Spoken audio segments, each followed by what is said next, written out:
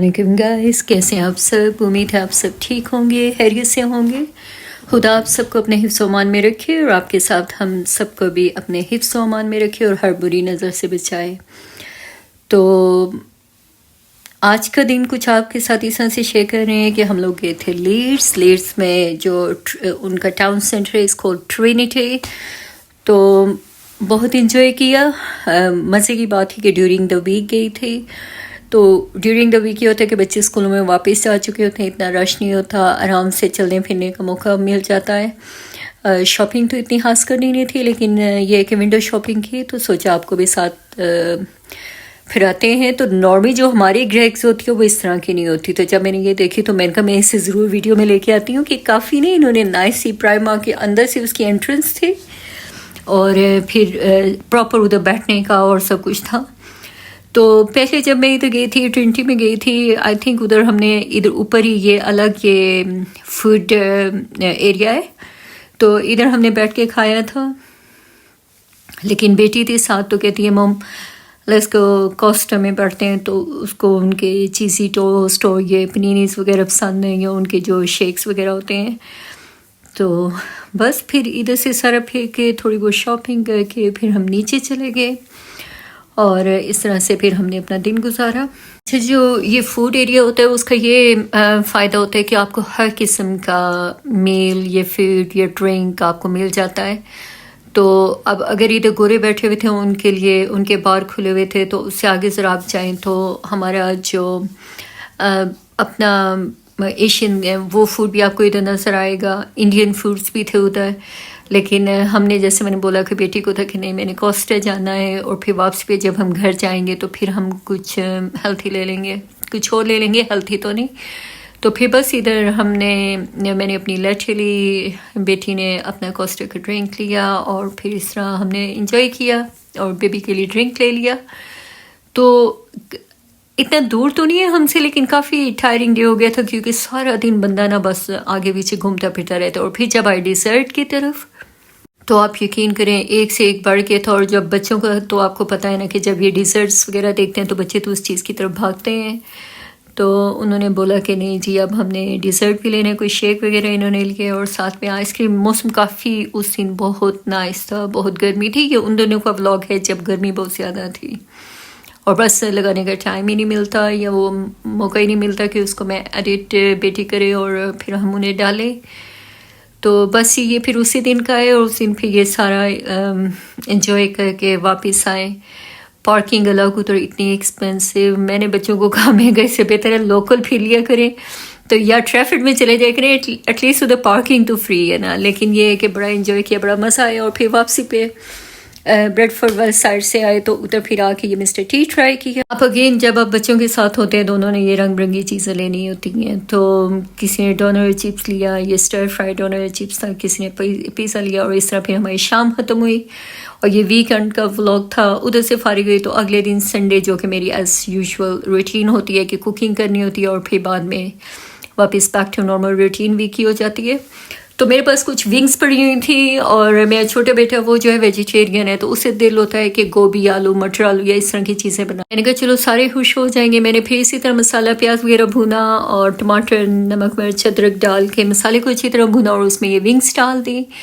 ان کو جب بھونا تو پاس کے آپ کو میں نے گوبھی بھی تھوڑی سی دکھائی ہے۔ گوبھی میں اس طرح سے بناتی ہوں، شاید آگے بھی میں نے مینشن کیا ہوا ہے کہ میں اس کو کاٹتی نہیں ہوں، میرا دل ہوتا ہے یہ پھول ثابت رہیں گوبھی کے، اور یہ اس طرح سے مطلب بالکل گھل مل نہیں جائے، منہ میں میرے آنی چاہیے۔ مجھے اس طرح سبزی نا جسے کہتے ہیں پنجابی میں کھلی تلی، تو مجھے نا سبزی اس طرح سے ذرا پسند ہوتی ہے۔ اور پھر بس میں نے اسی طرح یہ گوبھی ڈالی۔ ابھی اس کے بعد میں کوشش ہوگی میں اتنا اسے مکس نہیں کروں، لیکن آپ دیکھیں گے کہ اس میں ابھی بعد میں آلو بھی ایڈ کروں گی۔ تو چکن کو پہلے میں نے بھون لیا، اس کے بعد یہ گوبھی ڈالی، اس کو تھوڑا مکس کیا، اور پھر آلو ڈالے۔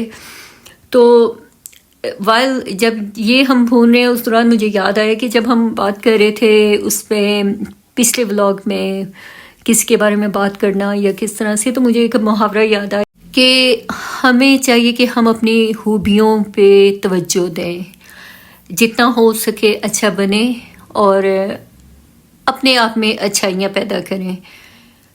اس کی وجہ یہ ہے کہ حامیہ تلاش کرنے کے لیے لوگ ہیں نا، کہ ان کو موقع ملتا رہے گا. اگر آپ خوب سے خوب تر بھی ہوئے تب بھی وہ بدخوئیاں کریں گے، حامیہ تلاش کریں گے.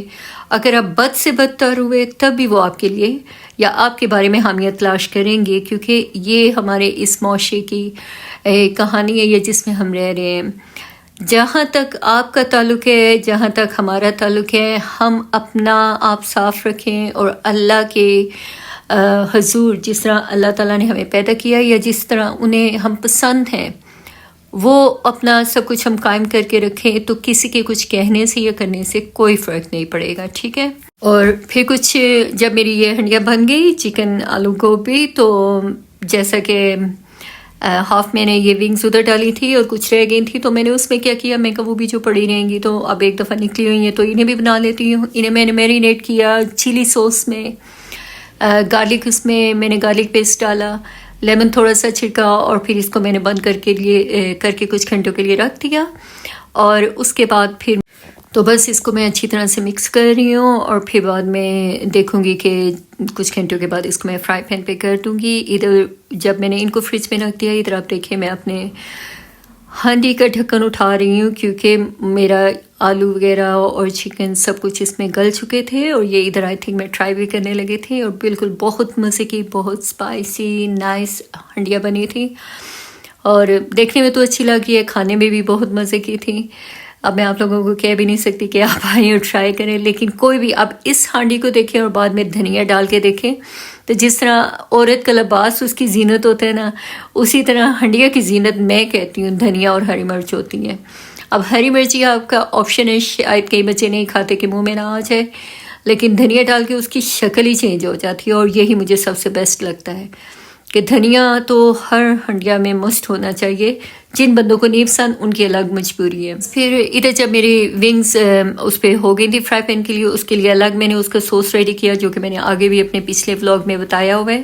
تو اس میں نے chilli sauce, garlic sauce, honey, اس میں سرکہ اور یہ ساری چیزیں ڈال کے ان کو مکس کر کے، تو بعد میں ان کو میں نے ونگز کے اوپر ڈال دیا، اور پھر ونگز بہت ہی نائس چیلیز اور جسے کہتے ہیں نا کھٹے میٹھے سے بنے تھے، بہت مزے کے بنے. اور پھر اس کے اوپر میں نے یہ سیسمی سیڈ ڈال کے ان کو سرو کیا بچوں کو، تو بہت مزہ آیا کھانے کا بھی اور کھلانے کا بھی. تو بس اپنی دعا میں یاد رکھیے گا، اور اگر آپ نے یہ چینل سبسکرائب نہیں کیا تو پلیز سبسکرائب کرنا نہ بھولیے گا. اپنا اور اپنوں کا خیال رکھیے گا اور دعاؤں میں یاد رکھیے گا. اللہ حافظ.